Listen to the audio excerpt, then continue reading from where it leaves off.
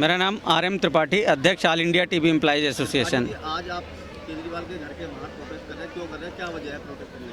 बहुत दुर्भाग्यपूर्ण स्थिति है कि आज हमारी अनिश्चितकालीन हड़ताल का तीसरा दिन है और हमारे मुख्यमंत्री महोदय पंजाब में दिल्ली वालों को तो झूठ बोल के यहाँ पे सत्ता हथिया लिया, पंजाब वालों के साथ भी भेदभावपूर्ण रवैया अपना रहे हैं, वहाँ भी झूठा प्रलोभ करके वहाँ की जनता को भी गुमराह कर रहे हैं। आज यहाँ की जनता ये जो पिछले 20 साल से यहाँ पे काम कर रहे हैं, दिल्ली की स्वास्थ्य सेवाएं पूरी तरीके से चरमरा गई हमारे अनिश्चितकालीन हड़ताल से, और आज भी सरकार हमारी बात सुनने के लिए तैयार नहीं है। क्या मांगे हैं और आपकी क्या मांगे हैं? हमारी एक सूत्री मांग है, माननीय सुप्रीम कोर्ट ने जो आदेश पारित किया है कि सभी अस्थायी कर्मचारियों को समान कार्य के लिए समान वेतन दिया जाए और सारी सुविधाएं दी जाए।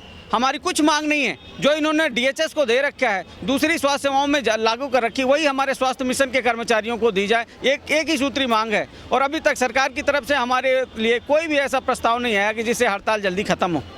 कब तक ये हड़ताल चलेगी? ये दुर्भाग्यपूर्ण है, बड़े दुख के साथ कहना पड़ रहा है कि ये हड़ताल जब तक हमारी मांगे मान नहीं ली जाती तब तक ये जारी रहेगी और पूरे 3000 कर्मचारी हम कंधे से कंधा मिला के और अपनी मांग को मांगते रहेंगे और जब तक नहीं उठेंगे जब तक हमारी मांगे पूरी नहीं हो जाती। मैं भावना जी, बहुत सारी 3000 स्वास्थ्य कर्मचारी इस समय जो है वो हड़ताल कर बिगड़ सकती है, लेकिन इस पर भी इनका बिल्कुल ध्यान ही नहीं है। अपना नाम बताइए। मेरा नाम डॉक्टर अलका चौधरी है और हम यहाँ सारे जो कर्मचारी बैठे हैं वो सारे NRHM में कार्यरत हैं और हमारी सरकार से एक ही मांग है, एक सूत्रीय मांग है कि समान वेतन के लिए समान कार्य के लिए समान वेतन मिलना चाहिए, जो कि माननीय सुप्रीम कोर्ट ने भी लागू कर दिया गया है। पर हमने 23 तारीख को भी एक टोकन स्ट्राइक करी थी, ये बताने के लिए कि हम इस तरह की अगर आप हमारी बातें नहीं मानेंगे, हमें सुनवाई के लिए नहीं बुलाएंगे तो हम अनिश्चितकालीन हड़ताल पे चले जाएंगे। लेकिन सरकार इसके प्रति बिल्कुल उदासीन रही, उसने 23 तारीख के बाद हमारी कोई सुध नहीं ली, तो हमें विवश होकर आज अपने सारे कर्मचारियों के साथ यहाँ हड़ताल पर आना पड़ रहा है। कब तक ये हड़ताल चलेगी आपकी? देखिए सर, हमारा मकसद अपने मरीजों को परेशान करने का बिल्कुल नहीं है, पर ये सरकार हमें विवश कर रही है कि हम तुम्हें इस हद तक परेशान करेंगे कि तुम देखना। तो ये अनिश्चितकालीन हड़ताल है, ये हम नहीं कह सकते जब तक सरकार हमारी एक सूत्रीय मांग नहीं मानेगी, समान कार्य के लिए समान वेतन, तब तक ये हड़ताल जारी रहेगी। और हम अब बहुत तहे दिल से दुखी हैं कि हमारे ना होने की वजह से हमारे मरीज इतने परेशान हैं, पर जब सरकार हमारे प्रति इतनी उदासीन है, सरकार का कोई भी मंत्री, माननीय मुख्यमंत्री जी तो पंजाब में झंडा फहरा रहे हैं, सिसोदिया जी को सुध नहीं है, सत्येंद्र जी अपने लफड़ों में फंसे हैं, तो हम कर्मचारी जाएं तो जाएं कहाँ? यही हमारे माई बाप हुआ करते थे आज से इलेक्शन में आने से पहले, अब इन्हें हमारे से मिलना तो गवारा तक नहीं है। जनता दरबार लगाए हुए हैं, उसमें बुलाना तक गवारा नहीं है। ये तो हमें मान ही नहीं रहे कि हम इनके लिए कुछ अहमियत रखते हैं। इनके ड्रीम प्रोजेक्ट दिल्ली में चल रहे हैं, यही ड्रीम प्रोजेक्ट लेके सपनों के सौदागर बन के पंजाब में इलेक्शन जीतने की सोच रहे हैं।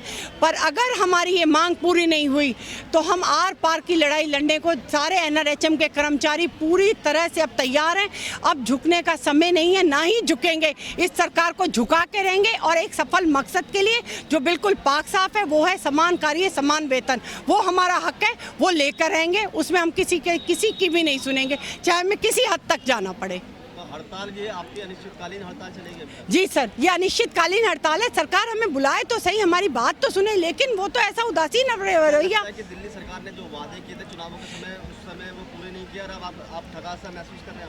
सर, वादे बिल्कुल खोखले, कहीं कोई बात नहीं, फला आदमी, ये तो इनकी नीति है, मार के भाग जा और कह के भाग जा, बस कह दिया भाग गए, मार के भाग गए, अच्छा हो जाएगा नहीं, कब होगा? समय दीजिए, बात करिए, कुछ तो बातचीत का प्रकरण करिए। बातचीत कब हल होती है? इनका मकसद हमारी समस्याओं से को हल करना नहीं है, ये तो बातचीत के लिए नहीं बुलाते हैं। इसका मकसद है कि हम अपना यहाँ तुम लड़ते मरते रहो, हम तो पंजाब चले, पर पंजाब से भी इन्हें पैर पकड़ के खींच लाएंगे अगर हमारी मांगे पूरी नहीं हुई। ये NRHM कर्मचारियों की संगठन है, ये उनकी एकता बोल रही है, ये हम सब बोल रहे हैं, सेम वर्क सेम पे लेके रहेंगे चाहे कुछ हो जाए। अगर आपकी मांगे नहीं मानी जाती तो क्या आप पंजाब में उनके खिलाफ प्रचार भी करेंगे? सर, प्रचार की बात नहीं, हम कोई पॉलिटिकल जितने भी लोग हैं कोई मुद्दा नहीं, पर ये जब आप कह रहे हैं धोखाधड़ी, इन्हीं वादों से ये सरकार आई थी। इनका पहला वादा था जितने अस्थायी कर्मचारी हैं सबको स्थायी कर देंगे।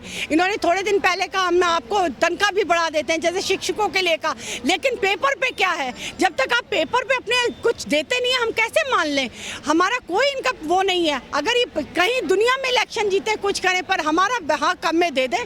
हम अपने हक के लिए आए। ये 3000 कर्मचारी कोई नेता बने या कुछ वो विपक्ष होने नहीं आए। प्लीज़ हमें राजनीति से ना जोड़ा जाए। हमारी मांग को सब प्रथम रखा जाए, वही हमारी मांग है और लेके रहेंगे।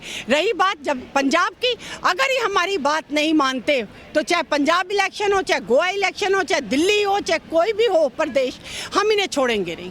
फिर तो हम जैसे आज हैं इससे भी उग्र होकर इन्हें दिखा देंगे। धन्यवाद। 3000 कर्मचारी, स्वास्थ्य कर्मचारी, डॉक्टर सहित जो है, आप डॉट्स पे ज़्यादा फोकस करना। काफ़ी हड़ताल पर असर पड़ा।